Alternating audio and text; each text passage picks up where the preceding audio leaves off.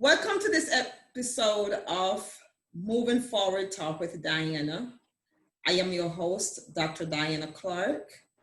This platform is open to discuss various topics with the goal to motivate others to shape their future without limitation.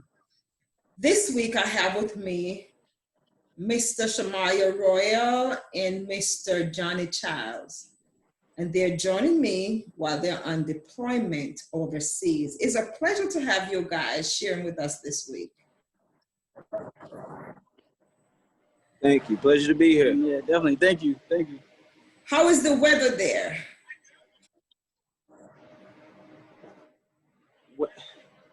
That's a complicated answer because some days you have just heat and some days you have just humidity and some days you have both. And every now and then you can get a little breeze. So it just depends on the day.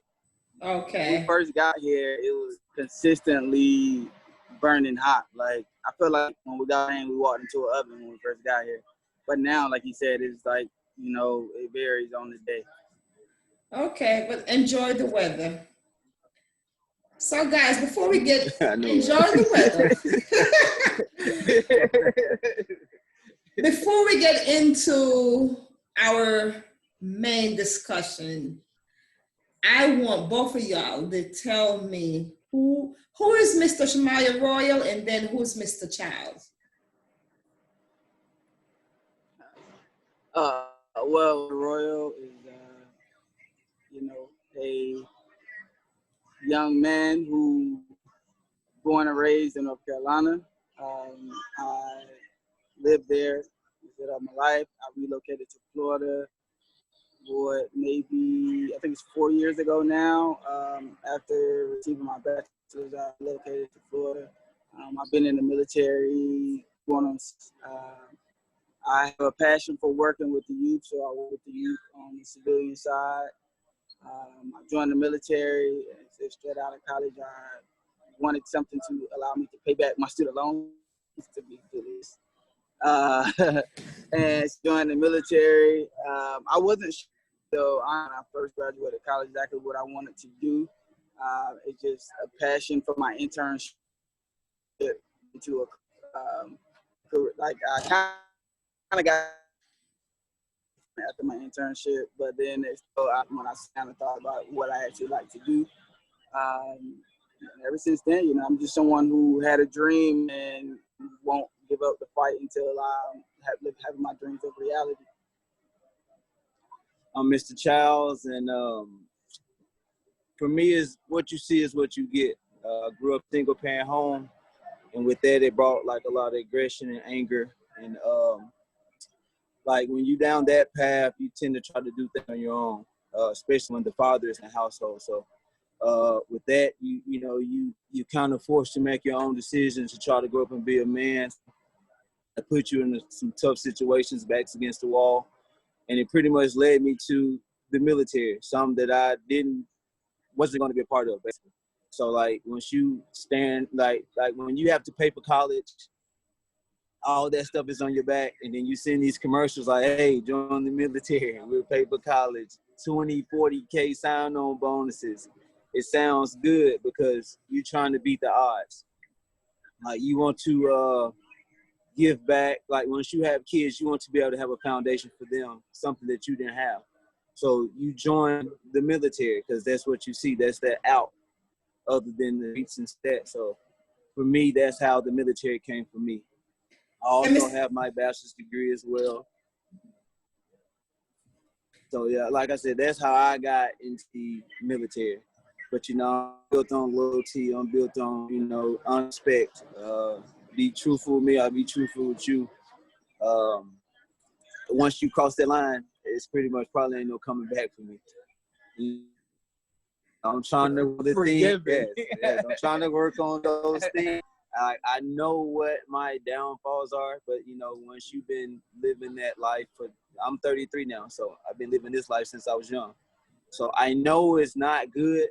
So I have 2 girls, so I have to try to change my ways because they look up at me. So that's me. Like I said, I'm trying to do better. I'm trying to get better. But if you surround yourself with people like, you know, Mr. Roy here, I got, you know, Mr. Walker right here. They let you know what you need to work on. And that's what's special about, like, what we have. So, you know, he gonna tell me the truth, but I know it's out of love. It ain't no jealousy. It ain't no he's trying to be better now. Like I said, we both got bachelor's degrees. We pushing each other to get masters. So, you know, we building on it. And Mr. Royal, no, and thank you guys for sharing. And I'm sitting here and I'm listening to Mr. Childs. Not that I didn't listen to Mr. Royal, but the question that I had, you already answered, because I was going to ask, apart from serving your country, seemed like the military was a way out for you to try to build a positive foundation. Okay, so what is it like there? Your experience over there, your experience now, this is the first time both you guys have been deployed, right? Away from home. What is it like? Was it everything you were expecting, or what was the different? What is different from what you were expecting it to be? To be honest, I came over here with no expectations, so that way I wouldn't be disappointed or, you know, or just kind of I just took it for what it would be. Honestly, it's not bad. I mean, I much rather would be at home, of course, but I mean, it's not nowhere where, you know, I feel like, oh man, I can't go no further. Like it's challenging. I mean, you deal with stress. Me, I'm a very, you know, to myself type of person. I don't, you know, be around a lot of people, so I had to adapt to that when I first got here. When we first got here, we were living in a barracks. It had like 80 people in it. We were in the bunk beds, people on bottom and people on top, and that was surreal to me. Like I said, I was ready to go home right then. Like, y'all, I'll buy my own bag. Like, don't worry about it. But after I adjusted to, you know, having to be around a lot of people, it was, you know, learning my job and, you know, focusing on my personal goals, because I told myself I'm not going to go back home the same person I came here. So that's been my experience, really. I mean, COVID kind of put a curveball in a lot of things. We haven't got a lot of experiences. A lot of people who have came over here has gotten. So, I mean, that's been different too. Because, you know, you talk to people who've been here before and they'll tell you, hey, you know, you'll be able to do this, you'll be able to do that. You know, when you get to reality because of COVID or whatever the case may be. But all in all, you know, I think it was a good experience. It's definitely going to set up my kids, but I'm ready to go home now. But like he said, it really was no expectations. And for me, it was no expectations because of what we've been through before we got here. I've been in for 7 years. He's been in quite some time. And people take what they see on the news, take what they hear from other people. And, you know, us being over here with us being in the military, the first questions we get asked are, hey, is y'all okay? Because I heard the news, but we left drill. I ain't heard nothing about it. So for me, like, the expectations was none because, you know, I've been through 7 years and on TV, the things you hear in the news, not really what's going on. So it could be different for somebody coming straight from basic to straight over here because they building you for the military. The whole experience in itself is different from when you're at home. But like he said, once you're over here, you pretty much have to build that perspective for yourself. Get acquainted with things. We do our research, and like for us, it's easy because we plan out our while we was prepping for this, we was planning things that we was going to do. Hey, we need to map this out. We need to see where this is at. And it was easier for us because we on teams. So when for us, it's easy. But not planned, it could be a little stressful. Yeah. But you know, when we got here, we walked the scene, we walked the town, the city. Hey, this is where this at. But before we did anything, we figured out what we wanted to do personally ourselves. Because we have to take care of ourselves before we can take care of anything else. So he laid out his goals, I laid out mine, and we made sure we kept each other on that outside with doing everything with the military. But when you throw in COVID, you know, it's a curveball. You're used to that. It ain't no different than what you grow up with coming from, you know, where we come from. So No expectations. You know, you get what you get. You know, and just to get back home safe and sound. Great. Apart from, of course, being away from family, what are some of the other challenges there that you are experiencing while you're there? Biggest challenge is us knowing each other, because it's different from going to drill 2 and 3 days and actually staying in probably a 10 by 10 bunk beds on top of each other. I have to learn what he don't like, have to learn what I don't like, and we have to, you know, still keep that friendship and be professional when it comes to military. With like him, he likes to be to himself. Like when he wake up, he needs his me time. You know, he got to have that period to where he stretch that all, go through his routines. I'm a talker. You know, I can't come out the gate like, hey, how you doing? What you doing? Da da da. He don't like things like that. So you have to know people's personal space, how close to get, how far to play, like what not to go. Like it's different when you with each other for a whole year compared to a couple days after month. I think the biggest challenge for me, I'm gonna say I'm my biggest challenge. Like I hold myself to such a high standard that I'm always pushing myself to learn something or accomplish the next goal. So while I've been here, I've been reading a lot about finances and investing and things of those lines. So my biggest challenge has been like, you know, giving myself some me time, which I'm doing a terrible job at it, to be honest, because I'm always running. But that's been my thing, just trying to that goal is if I go back home the same way, then I feel like I failed. So it's my biggest challenge is trying to accomplish everything, but at the same time, give myself enough time to where I'm, you know, I'm not exhausted. And Mr. Wright, Time differential is a big challenge too, bro. Yeah. Okay. Mr. Wright, I'm glad you brought that up. You say your biggest challenge is you trying to give yourself some me time because you want to accomplish everything you sought out to accomplish, and you want to return home with certain accomplishment. If not, you'll feel as though you're a failure.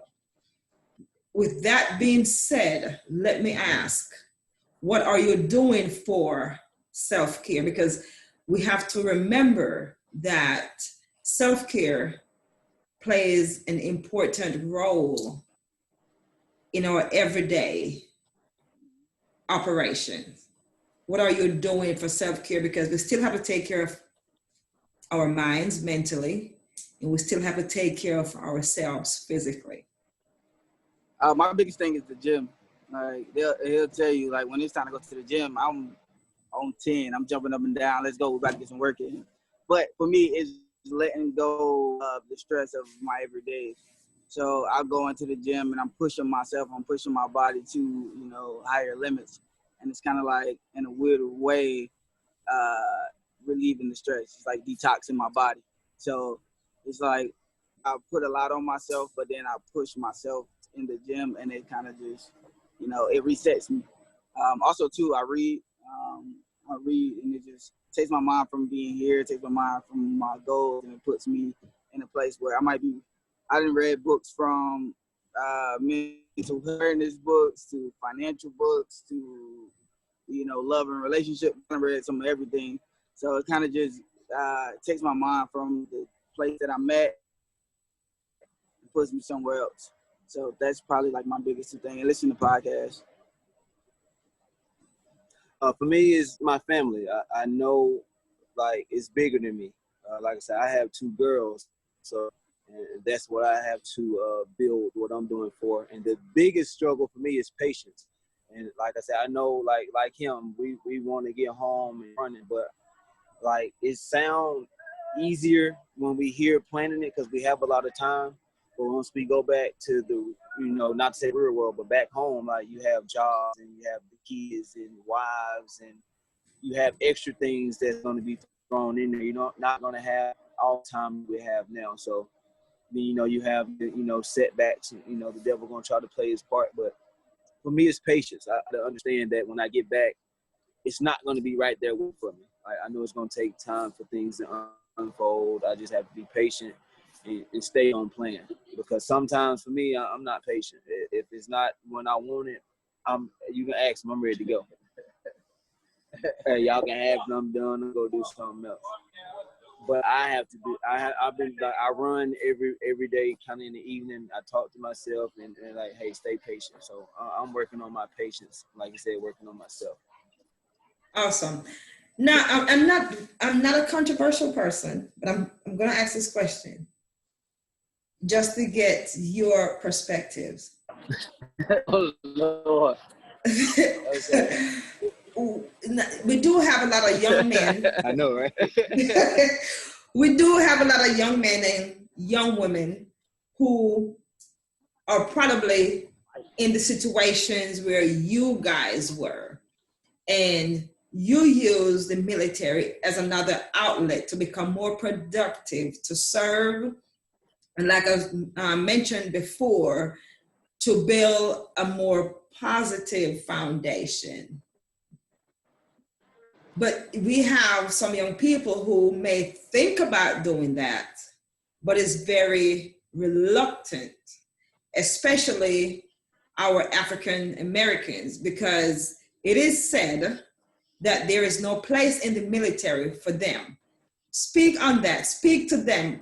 I want you to answer this question as if you were sitting in front of them and they ask you this question. Mr. Royal, Mr. Charles, from your experience, should I join? And so you saying that We're gonna try to find some light. like if somebody was to ask if the military plus for African Americans, why should I join?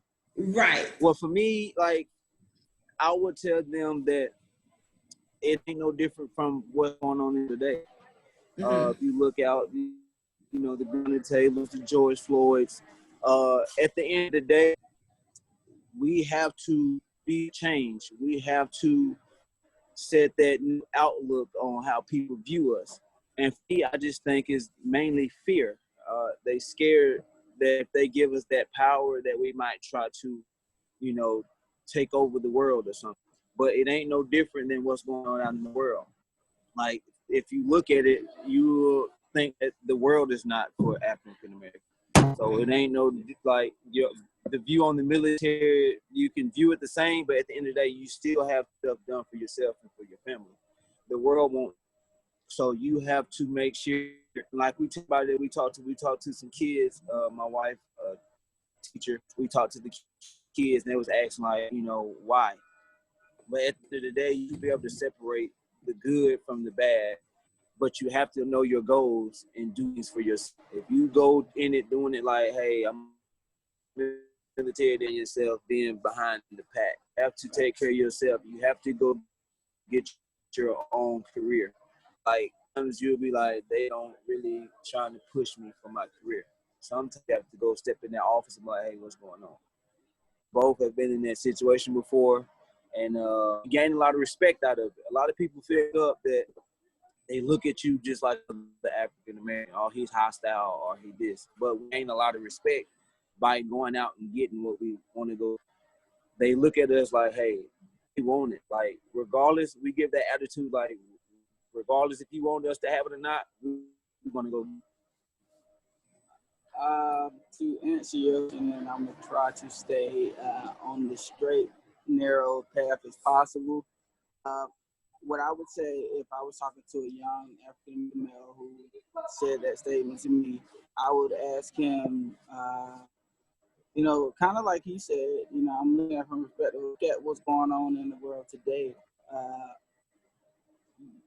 Is the world, if you let other people's opinions, formulate what you should or what you do not do, you probably wouldn't do anything.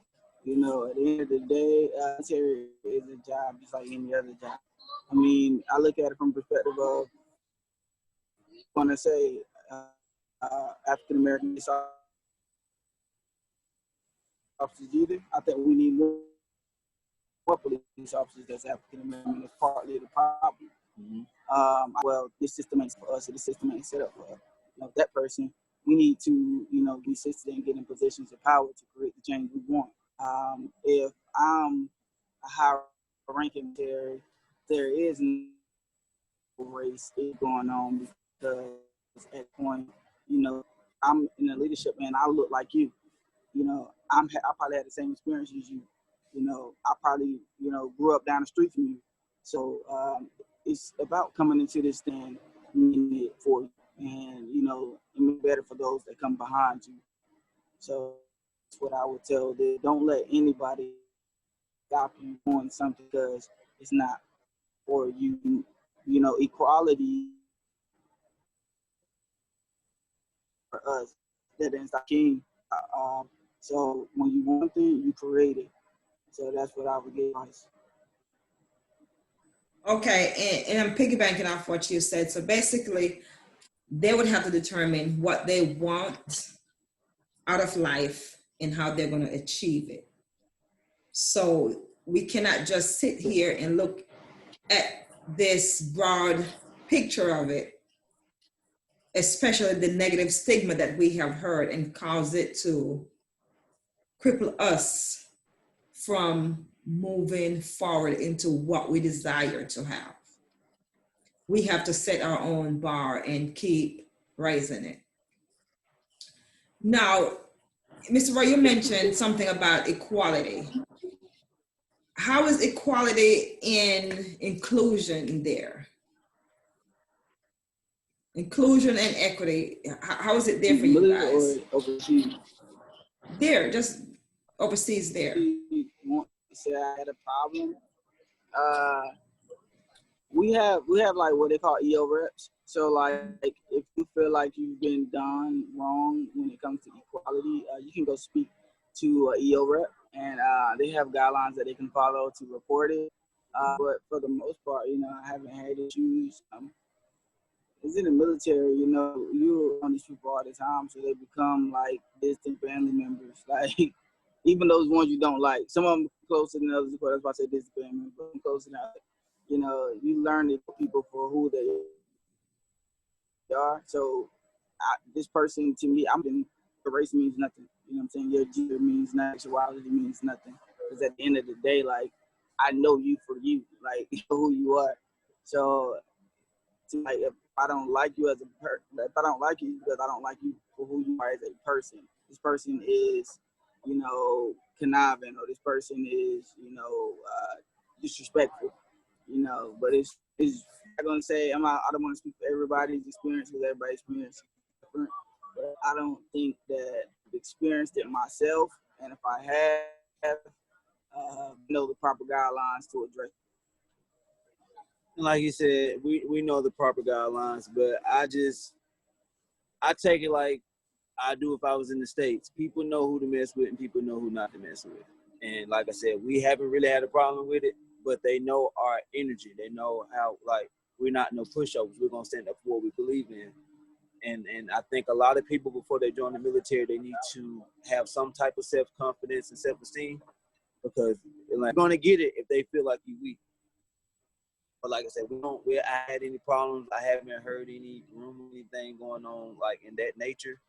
Not to say, like I said, it's not happening. But like I said, I just feel people know who to bring certain stuff to and who not to bring certain stuff to. Absolutely.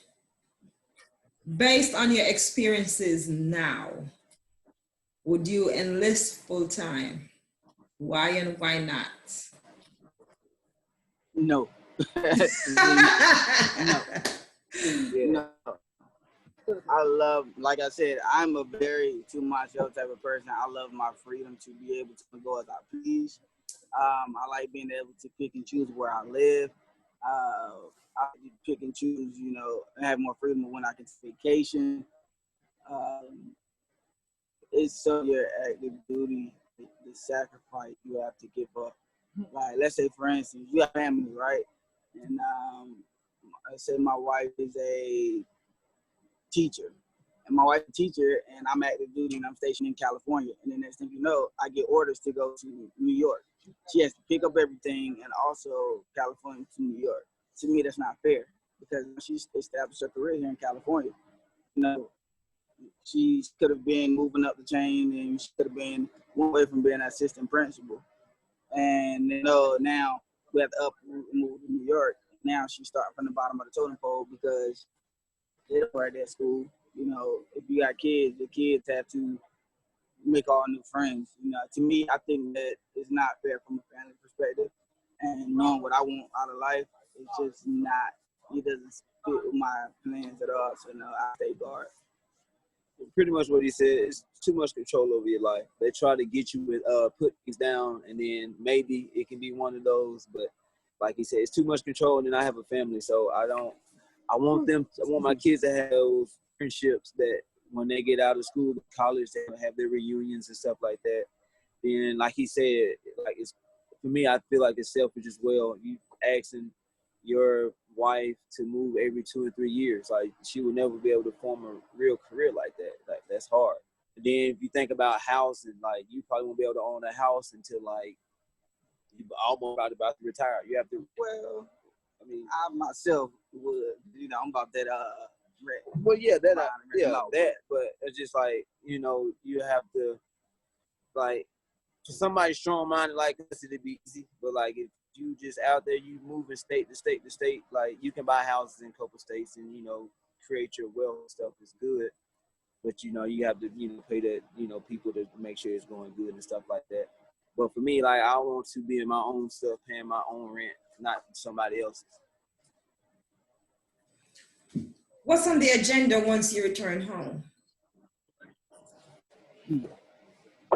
Vacation,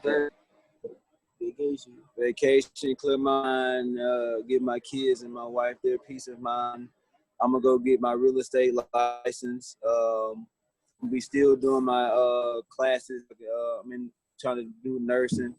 I'm gonna apply for nursing school this summer, and eventually I have to plan. Make sure his goals are still online. He'll probably make mine still online.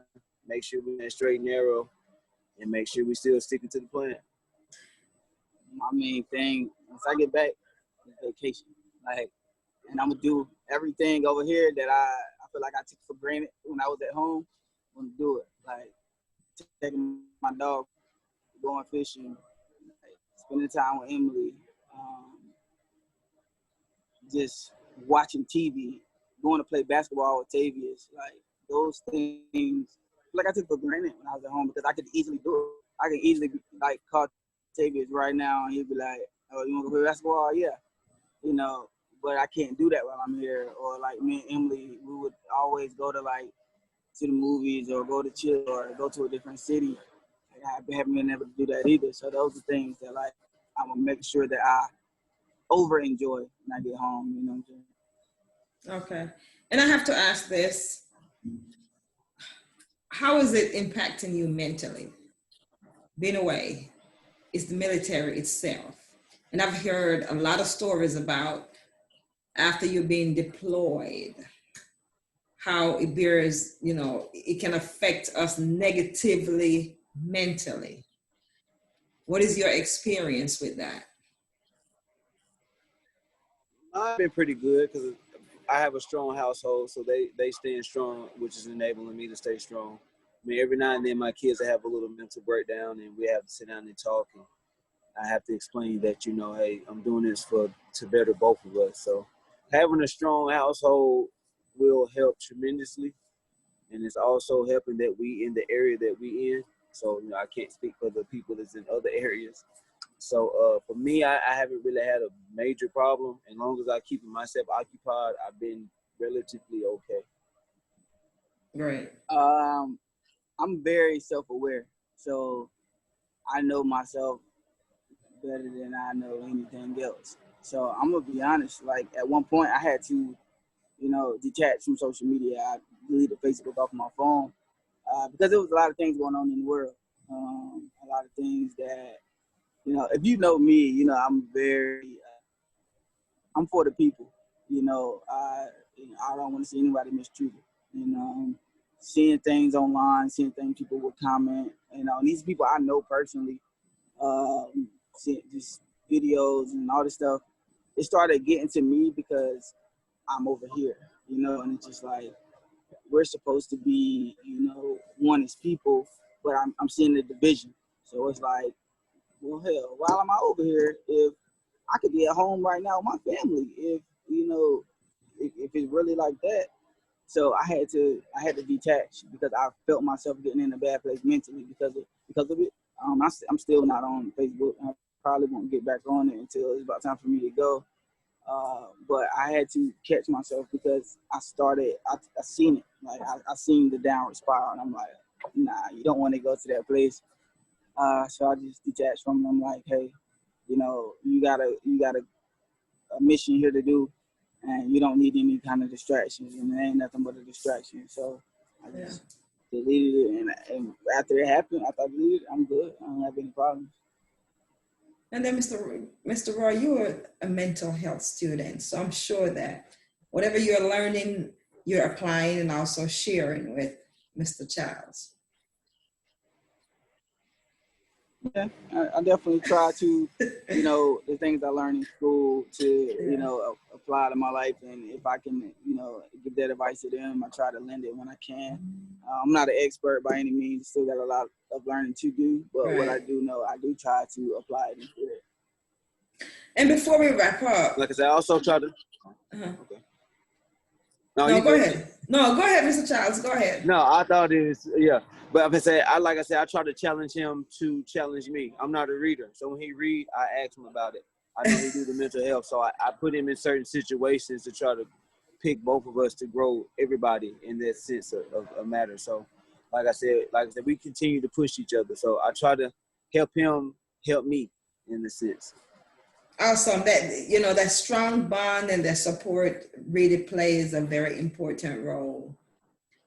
And before we wrap up, what does transition look like for you guys, when it's time to return home? What does transition look like? Your transitioning process, right? Because I'm sure you're going to have to start the transition there before actually return home. Oh, I'm already on go. You already? I'm already on go. I just got to zip the suitcase. I'm already on go. Okay. Honestly, it's just it's waiting for our time, and just getting on the plane and being out. Just counting down and waiting for our time to come. Really, it's just really a waiting game. Great. And this is all about raising the bar, encouraging others to raise theirs as well. So give some encouragement to our younger generation who absolutely just is in a stagnant position for whatever reason. Sometimes it's because they have no intentions or no sense of a better life. Sometimes they do have that sense of a better life, but they don't have that support they need because, no matter what we aspire to be, we need some kind of support. And sometimes they have those intentions, they have those desires, but there's a lack of support. Leave a word of encouragement for them. Honestly, if I could give any word of encouragement, this has been on my mind a lot, probably the past couple of months. I'll just give a little backstory on myself. Growing up, I probably lived in at least 15 different houses. Now, I'm about to be a landlord. Where you start isn't where you have to finish. Take everything, take everything and use it as motivation, regardless if your dad isn't there, your mom isn't there, if you're living in poverty, or if you're just not. Create that. I use this motivation all the time. I try to be the adult that I needed when I was a kid. So if I see someone, and it can be one of my friends' kids, can be a kid I just see around the way. If I see something, I'm like, man, when I was a kid, I wish somebody would have told me this. You don't got to think twice. Hey, you should try to apply this, you should try to apply that. Because at the end of the day, we don't have any limitations on who or what we can be. And I just stand by that. I've had a saying that I've been saying since I was in college, and be great. And being great is being great in the sense of all aspects of your life. Being great as a man, being great as a son, a brother, husband, boyfriend, employee, or if you're the boss of a boss, whatever the case may be great in the whole aspect. So, you know, at the end of the day, and it goes back to what I said in the beginning, you know, you can be whatever you want to be. Your beginning does not dictate your ending. So just take that into account, you know, focus on the small things and build upon them. You know, Pretty much like he said, I mean, be great. You have to spark that motivation within yourself, because sometimes you won't have a support system. So if that motivation is a role model on TV, you have to know, first off, you have to know your worth. Know what you're worth so you won't settle for less. A lot of people will settle for a manager position when you built to be a CEO. So you have to know your wealth. I mean, your worth. You have to know your worth, and then just know your wealth, I too. know, right? You have to know your wealth too. Know your worth, and you have to put that fire. You have to light that fire under yourself, because, like I said, some people don't have that. And like he said, he was in 15 houses. A couple years ago, I was kicked out of school. I mean, I couldn't go back because of my grades. And now, you know, I have a degree. Going to be working on my master's to be a nurse and stuff like that. So, you know, and so find your purpose. When you know your worth, find your purpose. Don't waste your talent. Don't waste your gift. Everybody have a gift. You have to use it. So, like he said, be great. Don't expect nothing less than what you want. Sometimes a lot of people settle. know Don't your worth. settle. Yes.